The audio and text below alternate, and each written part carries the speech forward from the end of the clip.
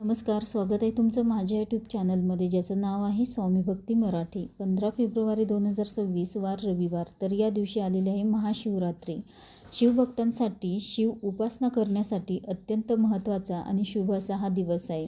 तर महाशिवरात्रीच्या दिवशी आपण कोणती सेवा करावी, भगवान शिवशंकरांची कोणती प्रभावी सेवा करावी, तर याबद्दलची संपूर्ण माहिती आपण या व्हिडिओमध्ये बघणार आहोत. तर व्हिडिओ स्किप न करता संपूर्ण बघा आणि जे कोणी नवीन असेल या चॅनलवरती तर सबस्क्राईब करा. तर बघा, महाशिवरात्रीच्या दिवशी पूजा, व्रत आणि जागरण, तर या 3 गोष्टींना खूप महत्त्व आहे. महाशिवरात्रीची रात्र ही सर्वात मोठी रात्र मानली गेली आहे आणि असे म्हटले गेले आहे की याच दिवशी शिव आणि शक्ती यांचं मिलन झालेलं आहे.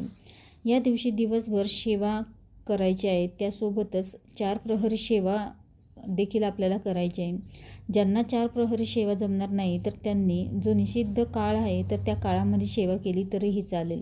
अत्यंत महत्त्वाचा आणि शुभ असा दिवस आहे, त्यामुळे या दिवशी तुम्ही भगवान शिवांची सेवा अजिबात चुकवू नका. जेव्हा वेळ मिळेल तेव्हा तुम्ही आवर्जून सेवा करण्याचा प्रयत्न करा. भगवान शंकरांच्या सेवेमधील मूलभूत अंग म्हणजेच सेवा. ज्याला जसं जमेल तशी सेवा आपल्याला करायची आहे. ज्यांना लिहिता वाचता येत नाही तर त्यांनी ओम नमः शिवाय या मंत्राचं पठण केलं तरीही चालेल किंवा महामृत्युंजय मंत्राचं देखील तुम्ही पठण करू शकता किंवा श्रवण केलं तरीही चालेल. दिवसभर आपल्याला जप करायचा आहे.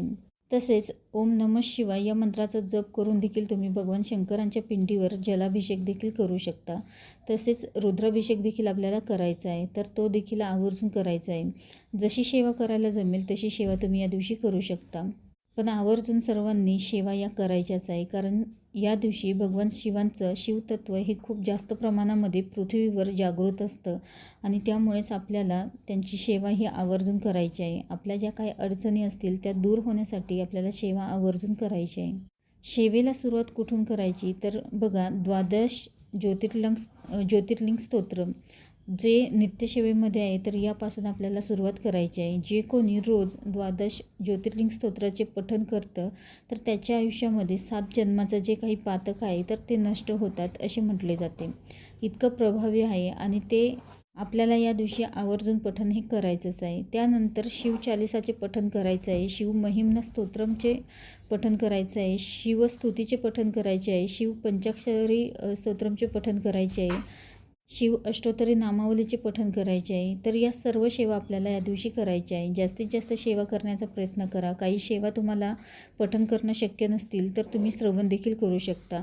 अर्ध्या श्रवण करा, अर्ध्या पठण करा, जसं तुम्हाला जमेल तसं तुम्ही करू शकता. त्यानंतर रुद्राभिषेक तर आपल्याला करायचाच आहे.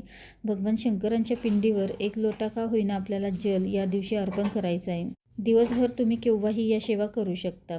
भगवान शिव हे साम सदाशिव आहे आणि भक्तांच्या एका हाकेला ते धावून येतात. तसेच शिवलीलामृत ग्रंथाचे पारायण देखील तुम्ही या दिवशी करू शकता.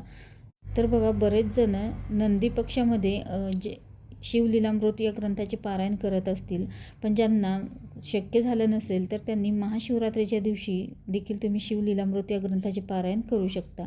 आणि ज्यांना या ग्रंथाचे पारायण करणं शक्य नाही तर त्यांनी शिवलीलामृत ग्रंथामधील 11वा अध्याय देखील तुम्ही पठण करू शकता. तर तो पठण केल्याने ब्रह्मानंदाची प्राप्ती होते असे म्हटले आहे. तुम्ही पठण किंवा श्रवण देखील करू शकता, पण आवर्जून तुम्हाला या सेवा करायच्या आहे.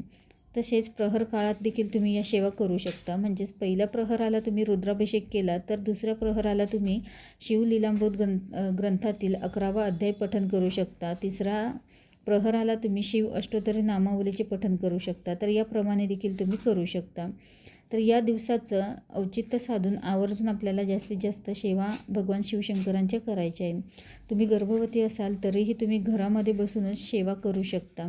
फक्त मंदिरामध्ये तुम्हाला जर 7वा महिना चालू असेल तर तुम्ही 7व्या महिन्यापासून मंदिरामध्ये जाऊन दर्शन घेऊ नका. घरामध्ये सेवा तुम्ही करू शकता. कारण मंदिरामध्ये नाग असतो आणि त्याची जर आपल्या गर्भावर नजर पडली तर काल सर्पदोष लागला जातो असे म्हटले जाते आणि त्यामुळेच तुम्हाला जर 7वा महिना सुरू झाला असेल तर तुम्ही मंदिरामध्ये जाऊ नका, तर घरातच तुम्ही सेवा या करू शकता. त्यासोबतच भगवान शिवांना ज्या वस्तू प्रिय आहे तर त्या वस्तू देखील तुम्ही अर्पण करू शकता. ज्यांच्याकडे शिवपिंड नाही तर त्यांनी या दिवशी नवीन शिवपिंड आणून त्याची स्थापना तुम्ही तुमच्या देवघरामध्ये करू शकता किंवा मातीचं देखील शिवलिंग बनवून त्याची देखील तुम्ही पूजा करू शकता.